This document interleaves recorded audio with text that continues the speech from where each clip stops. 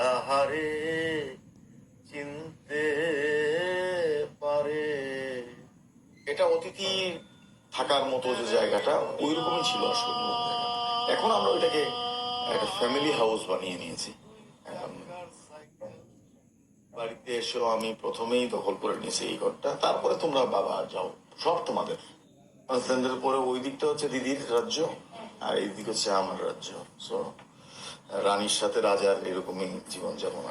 তাইতে আমার দিন দয়াময়, তাইতে আমার দিন দয়াময় মানুষ। আমরা বাড়িটাকে আসলে খুব ভালোবাসি, ভীষণ ভালোবাসা আছে বাড়িটার প্রতি।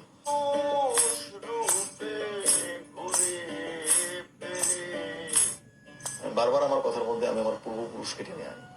আমার এই অঞ্চলের মানুষের যারা পূর্বতন, সে হোক সেটা লালন সাইজি, রবীন্দ্রনাথ ঠাকুর, জীবনানন্দ দাশ, মুস্তারান সহজ নয়,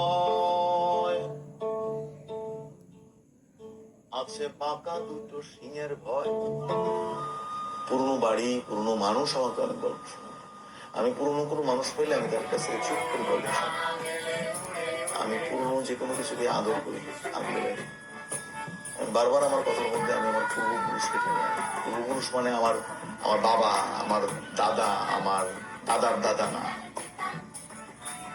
আমার এই অঞ্চলের মানুষের যারা পূর্বতন, সে হোক সেটা লালন সাইজি, রবীন্দ্রনাথ ঠাকুর, জীবনানন্দ দাশ, মুস্তারান দিন দয়াময়।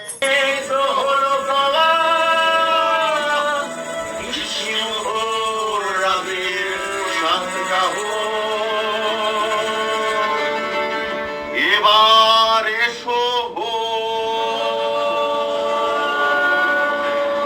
গলা খুলে দাও, জাগো বাহে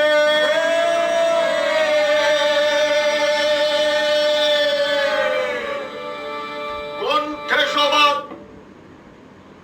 জাগো বাহে।